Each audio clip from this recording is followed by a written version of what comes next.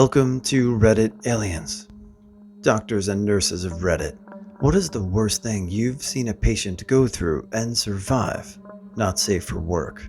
Please remember to like, share, and subscribe.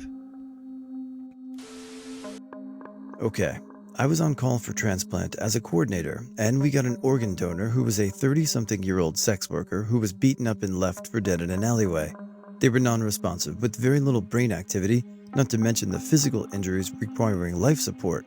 But because they had brain activity, they were what we call a DCD donor after cardiac death, and we wait to see if they wake up or become completely brain dead. Well, they woke up. Then they sat up and started trying to take off all the equipment. Their heart started beating on its own again. They walked out of the hospital 2 days later. This is deliberately vague to protect anonymity. Not a doc or nurse, but when I had my first spontaneous pneumothorax, on the bed in front of me was a guy with his head swollen 3 times the size of a normal head. Days later, when he woke up, not like unconscious wake up, but like can open his eyes and speak, he changes a tire on his Audi A4 Combi. When the tire was taken down on the car on the jack, he remembered a screw which made a sound every time he turned the car on the left. So he hops under the car, turns the screw, and hears a squeaking sound from the direction of the jack. He turned to it and saw the jack turn to its side while the car fell. The Audi A4 Combi fell from 55 centimeters in his face. His collarbone saved his life. The car was laying in his face for about 4 hours until his grandfather came to get a drill. He lifted the car with his hands long enough to pull him out. His eye was the reddest I've ever seen. The back of his head was just crunched. He had multiple brain surgeries and had to relearn lots of movements, especially eating, since they were forced to partially reconstruct his jaw on one side. I kept holding contact. He's now in his 30s, and with therapy, he lives a good life as a farmer. 3 kids, and happily married. After reading an entry like that, you're reminded of how much of a miracle the human body is, and how much trauma it can endure and sometimes survive. Happy to hear it. NICU nurse here. Baby was born with an undiagnosed congenital heart defect. A defect that, if not treated, will lead to death. Baby was just discharged home. Mom took the baby to the pedi the next day because she felt like something was wrong. Pedi blew her off and said they'd follow up in a week. The next day, baby came into the NICU basically DOA. There is duct in the heart that had kept her alive after her first days, but the second day the duct closed and her little body went into shock. All babies have this duct that closes after a few days, and if their heart is healthy, all is well. But some defects need the duct to stay open to stay alive. Her defect was lethal without a patent duct. I walked into the room that morning. The room was trashed. Baby swollen, not even looking like a baby, with every drug imaginable being pumped into her body. You could barely even see there was a baby with all the machines hooked up to her keeping her alive. Her little body was in shock, nearly shut down, bleeding from every hole in her body. She was sick for a very long time, and doctors told Mom she would never walk or talk or live a normal life. Well, this little baby is 3 years old now and visited me yesterday. She's beautiful, living a full life, walking and talking with only a scar on her chest as a reminder of her first few months of life. The scar is a reminder that her heart is now perfect. EMT here. Severe electrocution. Yes, that's what it's called, even if they don't die. He was working on a roof, and a piece of gutter was bumped a high voltage line that was supposed to be off. The hand holding the gutter was completely degloved, as were several spots on his torso. His whole body was covered in 2nd and 3rd degree burns. Somehow, he was not only alive but conscious, but his airway was burned and was swelling shut. Fortunately, the paramedic I was partnered with was an ace at intubation and got a tube placed in time, and we got him to the burn unit quickly. Last I heard, he survived. Patient had a history of multiple suicide attempts and self-harming. He's drunk, caustic cleaning chemicals, and damaged his abilities to speak and swallow. He had problems communicating and had a G-tube for nutrition. He had a urine bag because he had damaged his urethra and bladder with knitting needles and installation of chemicals. He was severely scarred over his whole body after attempting to immolate himself with gasoline, which also left him with several amputations. He was in the VA system, and I knew him over the course of many years. It was always distressing to interact with him. I couldn't satisfy his neediness, which he constantly demanded that I do. I'm a rescue flight mechanic in the Coast Guard H-60 helicopter. We rescued a 9-year-old boy who went through a large vessel's prop. He had a laceration across the entirety of his back that exposed his vertebrae and body cavities. His left thigh had 2 large lacerations. His right arm had several large lacerations. His left ankle was cut in half and twisted off to the side. After flying him from the Bahamas to Miami, we dropped him off at Jackson Memorial. 2 days later, the hospital informed us he had survived. He was given over 3,000 stitches and multiple transfusions. His vertebrae was chipped, but his spinal cord was not cut. Kid was damn lucky to live. Ex-nurse here. This was one of the ones I've seen in training. Definitely not the worst, but one of the more cringe and pain thinking about it ones. Poor lad, around 23 if memory serves, showed up in our ER with a work accident. He was using an angle grinder when the disc flew off and grazed him in the thigh and scrotum, shaving off a small bit of it, leaving his right testicle hanging out. Definitely not something you ever want to see. He was a good sport about it, though once he got after the shock of seeing his own testicle, nudging his friends and asking, "Hey, you want to see my nut?" and flashing it, it was sutured up and the damage was superficial and the testicle itself was unharmed. If you have testicles and you listen to that story, you probably had a little bit of a cringe type reaction. I just realized that's pretty nuts. Sorry. Nurse here. It was in the 80s. I was working in the ER and a man came in, I still remember his name, with his coat on his arm folded in front of himself. I was talking to the check-in clerk and asked the man what brought him to the ER. He opened his coat and his intestines started slipping out. He quickly caught them, stuffed them back in, and held it shut with his coat. I remember asking him what time this happened.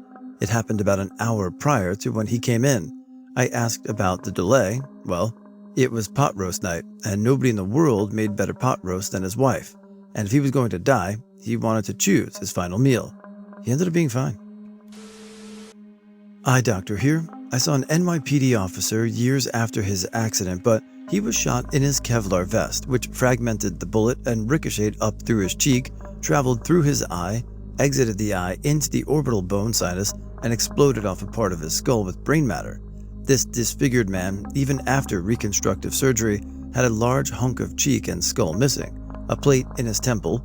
The most shocking part of his examination was that he was completely healthy, just disfigured, cognitively normal, vision was legitimately 20/20, and only some tiny bits of peripheral vision lost. Looking into his eye, you could see the entry wound of the bullet fragment, the trail through the vitreous gel, which led directly to the exit wound. This thing must have been red hot because it cauterized the wound going in and exiting. It was bananas, and still 25 years later, one of the most insane cases of survived trauma I have ever seen.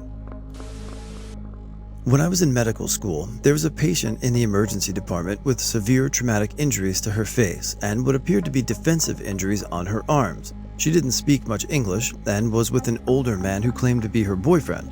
She wasn't a patient assigned to me, but I was aware that the city I went to medical school in was a hub for human trafficking, so I brought my suspicion to the attention of the attending ER doctor, who managed to get the two of them separated and the patient connected to the social worker. The man ended up fleeing the ER, and the patient ended up talking to a social worker and said that she was forced to work for that man and others after her passport was taken from her on arrival to the US. Her injuries were not life-threatening on their own, but they were pretty severe, and I think that had she stayed in that situation, she was in there with a strong chance that she may never have survived. Definitely a scary situation, and I'm glad I said something, since I'm normally pretty introverted and was a little worried that I was just speculating. I'm a family physician with emergency and some ICU experience. One of the experiences that stuck with me was a patient with herpes encephalitis.